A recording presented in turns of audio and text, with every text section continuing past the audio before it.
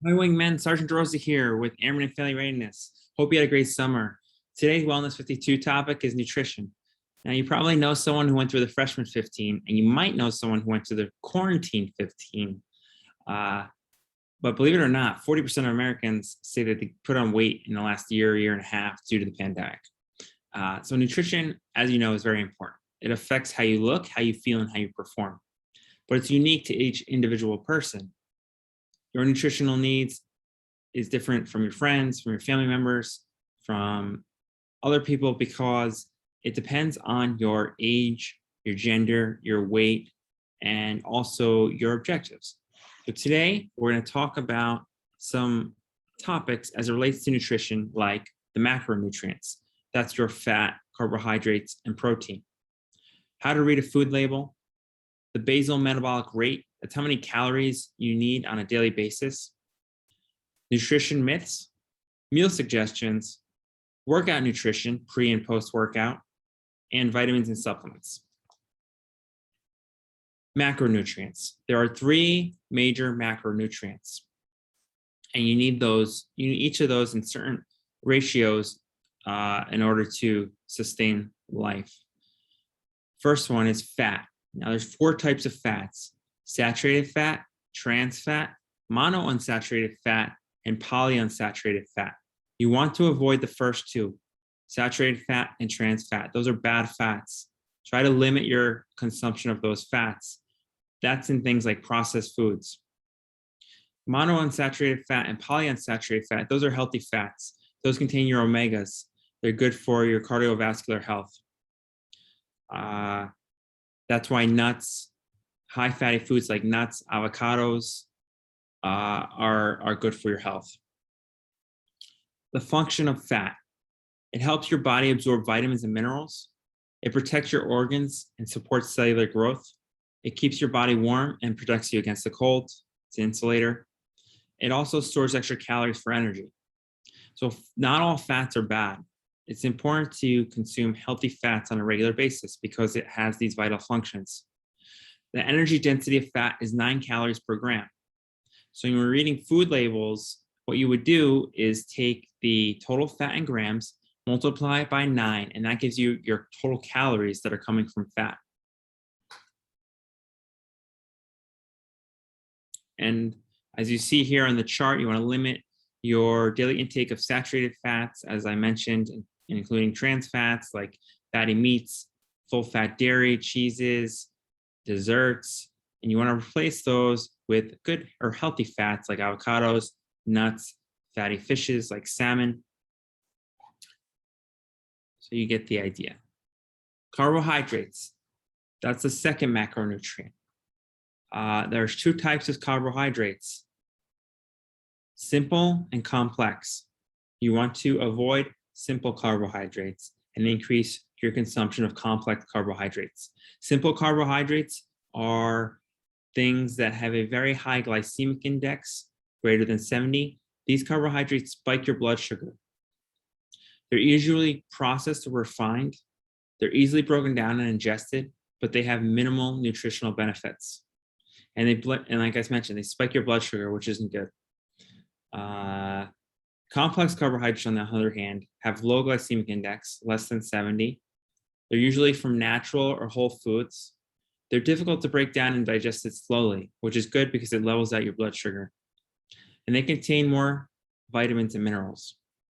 The function of carbohydrates: they provide a source of energy for your muscles and the brain. Any excess carbohydrates gets converted to glycogen or fatty acids, which is stored in your muscles and your liver. The energy density of carbohydrates is 4 calories per gram. So when you're reading your food labels, take the total carbohydrates in grams, multiply it by 4, and that's the total calories that you're getting from carbohydrates. So just like fats, there's good carbs and bad carbs. Good carbs are those whole carbohydrates, complex carbohydrates. And here are some examples: starchy veggies like potatoes, sweet potatoes are great, brown rice, quinoa, oats, lentils, beans, peas, fruits and vegetables, although some fruits are very high in the glycemic index and they contain a lot of sugar, like pineapple and mango. Avoid those. And you can have them, but don't consume too much. You want to consume things like berries, which are less are more they're less glycemic than other fruits.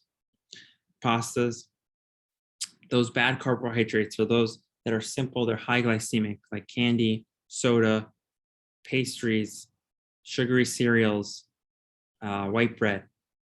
When you're reading cereal food labels, just to mention this now, look at the sugar content. You'd be surprised how much sugar is in some cereals that claim to be healthy. You want to look for a cereal that has 8 grams or less of sugar per serving.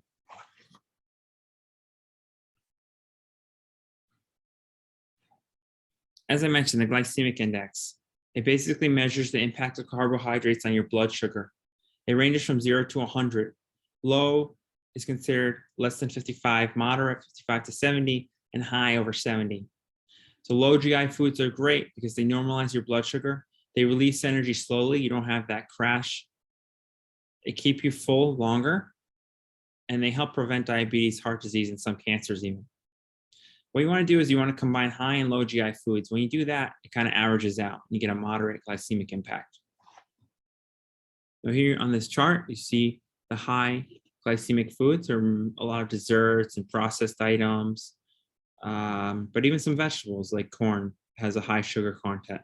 That's where you get high fructose corn syrup. Low or medium, let's start with medium, some fruits and other items, vegetables, some vegetables, and low are your whole grains, vegetables as well, fish, etc. Well, this is probably better to visualize. I don't need to go through them all, but if you want, you can take a snapshot of this screen, or I can, of course, these slides are available after the presentation. Protein is the final macronutrient. There's also 2 types of protein, complete proteins and incomplete proteins. Complete protein means it contains all of the amino acids that your body needs. That's things like meat, milk, eggs, and fish. Incomplete proteins don't have all the amino acids. That's things like beans, vegetables, and nuts. It's important that your body receives all of the amino acids. So if you're not getting complete proteins, you need to get it from a nutritional source. Functions. Protein is the building block of muscles and organs. That's what the tissue is made from. It repairs and regenerates, oxygenates your blood, releases digestive enzymes, regulates hormones. The energy density of protein is the same as carbohydrates. It's 4 calories per gram. So multiply 4 by the protein content, and that's how you get your calories from protein. Then what you do is you add up the fat, carbs, protein, once you did your multiplication, and that's where you get the total calories. Of course, when you're reading a food label, it does it for you. But just to give you an idea, background information on how they calculate the amount of calories in foods, that's how it works. Macro ratios. As I mentioned, your nutritional needs will differ from your buddies or your friends due to your individual goals, right? So if you want to burn fat versus someone who wants to build muscle or someone who wants to boost endurance, your requirements will differ. If you want to burn fat, what you want to do is increase, believe it or not, your fat intake, reduce your carbohydrates, and keep your protein level at 30%. Now, these are just rough guides. I'm not making any recommendations. This is just a rough guide. Build muscle. You want to increase your carbohydrates, but lower your fat content. And if you want to boost endurance, you're going to need more carbohydrates and less protein than someone who wants to build muscle or burn fat. The lean sources of protein. You have your lean meats, chicken, steak, ground turkey, bison. Carbohydrates, you want to consume a lot of complex carbohydrates from whole grain sources like whole grain breads, brown rices, and then fats, you want to consume healthy fats like avocado, extra virgin olive oil, flaxseed, chia seeds. Here we go. Here is how to read a food label. We already talked a little bit about it, but you want to, of course, it's very important to look at the serving size and servings per container, so that you know how many servings are in that container. You might see a food that has a very low calorie content on the back of the label, but when you look at the servings per container, it's very high. So if you don't take that into consideration and you start eating the product, before you know it, you had 3, 4, 5 servings. Well, you're gonna have to multiply that 3, 4, 5 by the calorie per serving, and then at the end of the day, that's how many calories you actually consumed. And then, as I mentioned, determine where the calories are coming from. Fat, remember it's 9 times. Carbs, 4 times, and protein, 4 times. So here on the left side of the screen, what you do is it kind of helps you understand at the bottom here, the calculations. On the lower left-hand side of the screen, 3 grams of fat times 9 is 27, 13 grams of carbs times 4 is 52, and 3 grams of protein times 4 is 12. 12 plus 52 plus 27 is 90. So it's 90 calories per serving. There's 4 servings in the container. And that's also a good idea is to calculate the macro balances. So here you see carbs are 60% of this product, fat is 30% of the product, and protein is 13% of the product. As I already mentioned, consume less saturated fat and less trans fat. And you want to consume more polyunsaturated, monounsaturated fats. Watch your sodium levels, cholesterol. Determine the quality of carbohydrates and analyze the ingredients. When you're reading a nutrition label, the ingredients, it always has to list the most from the least. So when you're reading the ingredient, when it says ingredients, the first one mentioned is the one that is in the product the most, and then it goes from most to least. So the last ingredient mentioned is in the product is the least quantity of ingredient in the product. I'm sorry for not explaining it clearly, but I think you get the idea. Basal metabolic rate. It tells you how many calories you need to basically survive, for your body to operate and function properly with no other additional activity, right? So for example, for you just to be alive, right? Your body's still working, even though you're sleeping, or if you're sitting, your body's still doing things. You're breathing, your heart is pumping, vital organs are still activated, and that requires calories from food. So this basically just tells you how many calories you need on a daily basis. When you calculate that, you can kind of determine how many calories you should be consuming if you want to lose weight or if you want to gain weight.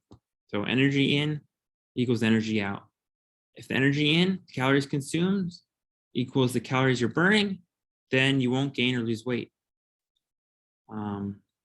And there's a rough calculation on the right side of the screen. So it really depends on your weight and your height. If you go to myfitnesspal.com, they have tools and a BMR calculator to kind of determine your individual basal metabolic rate. And that way you can use that number to kind of come up with a game plan for your nutritional needs based on your objective. Here are some myths when it comes to nutrition. Calories in and calories out are all that matters. You might have heard of this term or phrase, if it fits your macros, which basically says you can eat whatever you want as long as you're taking in what your body needs. But that simply is untrue. There's a difference between good fats and bad fats. Good fats provide nutrition, vitamins, minerals. Bad fats do not, and they also cause cardiovascular problems. Cholesterol, for example, by consuming too many trans and saturated fats. So you want to consume healthy products, healthy ingredients, whole grains, no processed foods, limited processed foods, whole grains from natural sources, whole foods is what I meant to say, not whole grains, but whole grains are part of whole foods. Healthy means low fat. No, not necessarily. Fats are actually very good for you. as we already mentioned several times. Breakfast is the most important meal of the day. That's not true. You need to have a balanced diet throughout the day. Carbs make you fat. That is absolutely not true as well. What you want to do is you want to time your carbohydrate intake around your workouts. That's when your body needs carbs to repair or replenish your muscles. You should eat small, frequent meals to lose weight. That's not necessarily true either. We each have different metabolisms. Small, frequent meals are nice because it kind of levels your blood sugar, but they aren't absolutely necessary. Salt is bad. Your body needs sodium and salt. That is not true. But there are differences between table salt and more beneficial salts like Himalayan pink salt. Fresh is more nutritious. Not necessarily true. Believe it or not, frozen vegetables have a higher nutritional content than fresh because they're flash frozen. Right when they harvest those vegetables, they flash freeze them, locking in the nutrients. When you have a fresh vegetable that's been, picked from the farm, transported to the grocery store, sits at the grocery store for a day or two, you get it, you bring it home. By the time you cook it, and it can lose a lot of its nutritional value. Eating late at night is bad. That's not true either. It's important to eat at night, especially if you're doing a lot of working out. Your body needs that constant supply of nutrition. You need protein right after exercise. That's not true either. The timing doesn't really matter. What you want to do is have a consistent and balanced protein intake throughout the day. So don't worry if you don't drink their protein shake within 30 minutes of exercise. It's not going to make a difference. Here are some ideas for breakfast and lunch. If you're trying to struggle, think about how to eat healthy on a daily basis. Breakfast ideas: oatmeal with mixed berries, maybe some nut butter, egg whites with multigrain toast and turkey bacon. Another thing to note, actually, a nutrition myth, is that the yolk is not good for you. That it's actually been proven that it's beneficial. It has cholesterol, but it's good cholesterol. You don't want to have too much egg yolk, but don't worry about eating strictly egg whites. Granola with non-fat Greek yogurt, nut butters with banana and whole wheat toast, protein shake with chia or flax seeds and almond milk. Lunch ideas: tuna salad with low-fat mayo, natural nut butter with multigrain bread and fruit spread, large salad with mixed nuts, seeds, vegetables. You can have beans like chickpeas or black beans with tomato, feta cheese, grilled chicken on a whole grain wrap. Those are just some ideas. And dinner: chicken breast with steamed spinach, brown rice, small salad, turkey burger with steamed broccoli, quinoa, and a small salad, ground turkey chili with black beans, salad, chicken fajitas, whole wheat tortillas, mixed vegetables, low-fat cheese, pasta with vegetables, olive oil, and a salad. Snacks: I think this is a big one for people. I'm not really sure what kind of healthy snacks are out there. Celery, carrots, rice cakes, or broccoli with hummus. Almonds: don't eat too many nuts because the calories add up quite quickly, because as I mentioned, it's 9 calories per gram of fat. That's why people say, oh, nuts are healthy, I eat a bunch of them, or avocados, and then they gain weight, because it's a very high fat density. Natural peanut butter or almond butter with rice cakes, smoothie with non-fat yogurt and mixed berries, whole grain crackers with salsa, etc. This is I really like this. Replacing something that would be considered highly fattening or unhealthy with something that is more nutritious or less fat. So fried or sauteed, try to avoid eating fried or sauteed foods, especially when you're out at restaurants. It's slathered in oil, and probably not a good olive oil, not a good oil like olive oil or extra virgin olive oil, probably canola oil, something cheap and unhealthy. I want to replace fried or sauteed foods with grilled or broiled. You want to replace butter, full fat butters with extra virgin olive oil, avocado oil as well. What else? These days they have the instead of cooking with like oil in the pan, you can use a spray. They have olive oil sprays, avocado sprays that have 0 calories versus a couple hundred if you put more than a tablespoon of oil in the saute pan. Sour cream, a great substitute is yogurt. Candy, replace it with fresh, frozen, or dried fruit. I love dried mango. Barbecue sauce, instead of using barbecue sauce, for barbecue sauce, be careful with that. Very high sugar content. Some barbecue sauces have a lot more sugar than others, so read the labels. You can replace it with salsa. Usually salsa has no fat and very low in sugar. Soy sauce, a great alternative is liquid aminos.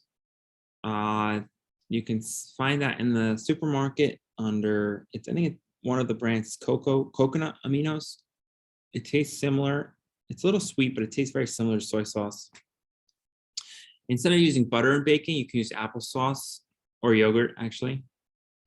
Instead of white rice, try to consume brown or cauliflower rice. Ground beef has a lot of fat. Try to replace it with lean ground turkey.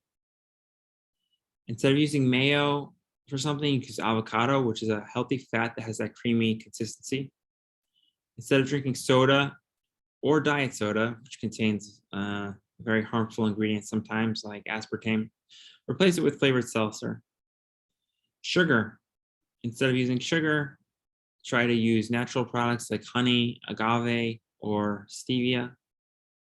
Fried chips, these days there's a lot of air popped varieties. If you have an air fryer at home, you can even make your own by slicing some potatoes and air frying them with no oil. Beer, wine, mixed drinks, calories add up very quickly. Replace those with vodka, gin, tequila. Clear liquors are less likely to give you a hangover. They're less likely to have additional calories than some of the mixed or darker beverages. Here are some more quick nutrition tips.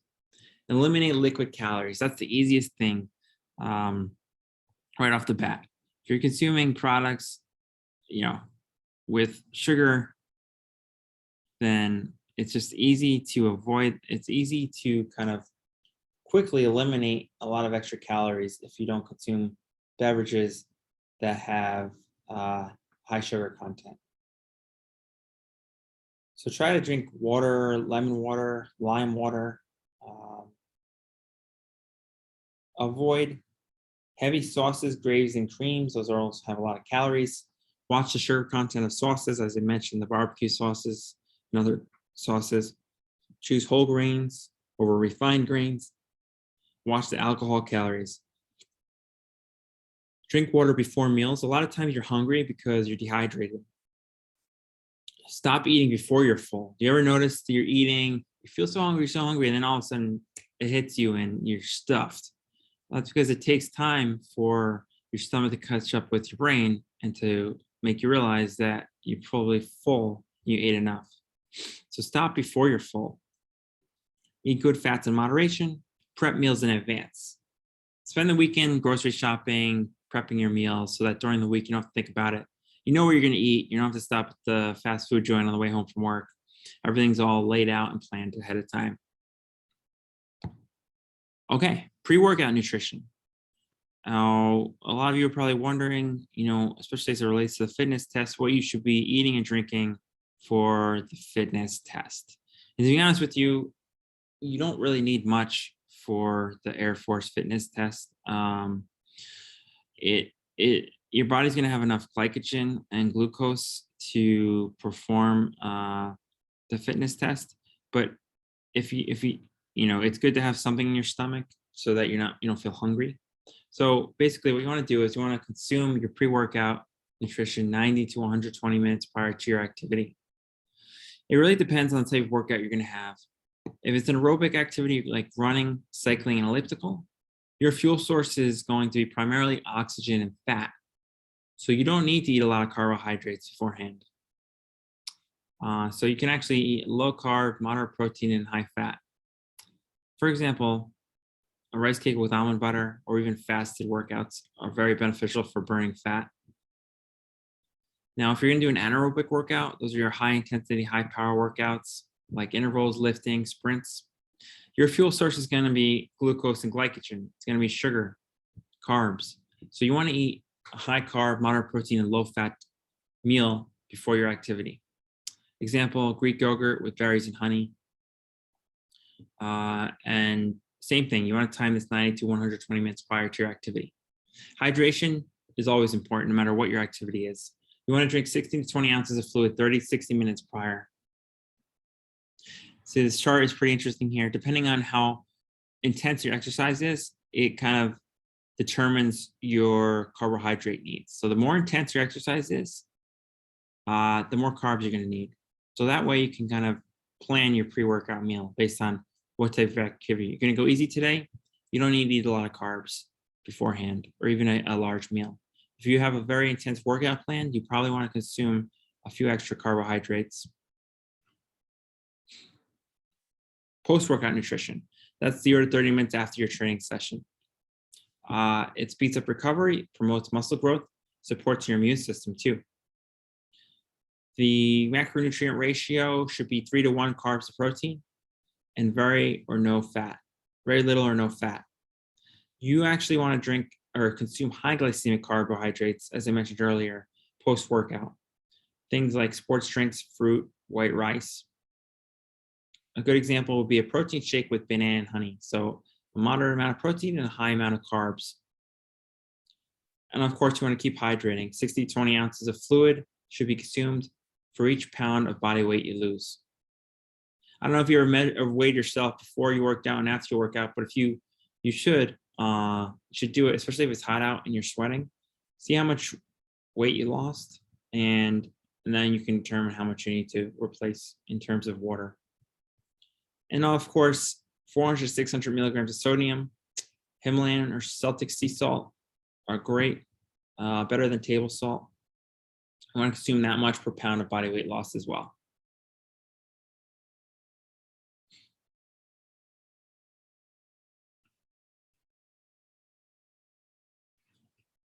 These are just some ideas for overall health and supplements. Multivitamin is great. It fills any gaps from insufficient mineral and nutrition intake. It boosts your immunity, supports eye, hair, and skin health. What you want to do is you want to choose an adequate balance or mix based on your age, your sex, and activity level. Fish oil provides essential omega-3 fatty acids. If you're not getting enough healthy fats in your diet, those polyunsaturated and monounsaturated fats, it's good to take a fish oil. It's great for your cardiovascular health. It reduces inflammation. Look for high levels of EPA and DPA per serving. So some fish oils are much better than others, and that's why there's such a large price discrepancy. You want to look at the back of the label and make sure it has a high level of EPA, DPA. So you want to see EPA, DPA over 2, 3, 400. Vitamin D, most people are deficient in it, especially in the winter months. It's good to consume a vitamin D product. Vitamin D is very important for many reasons. Bone health, neuromuscular function, your inflammatory response, calcium absorption, and it reduces the risk of cancer even. It's good to take 1,000 milligrams in the summer and 5,000 milligrams in the winter. Probiotics, very important for proper gut health, helps you digest foods better and absorb nutrients. It also fights infection. You want to choose a balanced formula with multiple strains. None of these are recommendations. They are just for information purposes. So as it relates to fitness and performance, there are studies that show some supplements can assist in performance. Creatine, it's found naturally in the body. It increases phosphocreatine stores and improves strength and muscle. Dosage, 750 milligrams of creatine hydrochloride before and after workout. There are many forms of creatine, but hydrochloride is one of the most well-researched forms that absorbs well and doesn't require a loading phase and does not put on water weight. Turmeric, Very, very powerful antioxidant and natural anti-inflammatory, almost as powerful as ibuprofen. It reduces delayed onset muscle soreness and joint pain.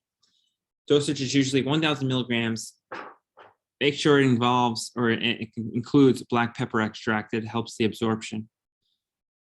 Protein powder, as we discussed, is a building block of muscle. It helps recover, preserve, and grow your muscles. Dosage is usually 0.5 to 0.6 grams per pound for endurance athletes and 0.65 to 0.75 gram per pound for muscle and strength active athletes. You're looking to do a lot of strength training, you're going to need more protein than someone who's looking to run a marathon. Beta-alanine. It balances the pH level in muscles and buffers lactic acid accumulation. It increases endurance and fights fatigue. Dosage is usually 2,000 milligrams 3 times a day. It takes several weeks to months in order for it to get absorbed into your body, so you won't feel the effects right away. Caffeine is very powerful and blocks pain receptors in the brain and increases adrenaline. It also increases muscle recruitment, reduces perceived effort, and decreases fatigue. Dosage is usually 200 to 400 milligrams, 45 to 60 minutes prior to activity. Again, none of these are recommendations. Please consult your healthcare practitioner before taking any external supplements, whether it's for overall health and well-being or whether it's for fitness and performance. If you haven't already joined the Strava 514 AMW Fitness Club, please register today. We'd love to have new members join. Strava.com/register if you don't have an account. Go to groups, type in 514 AMW, and you will find the group page, and you will help inspire a wingman and be inspired by a wingman. Thank you very much for your time today. Any questions related to nutrition, please reach out to me directly and I can provide you with resources. Here are my contact information, I believe was on the first page. Let's see. No, it's not on the first page.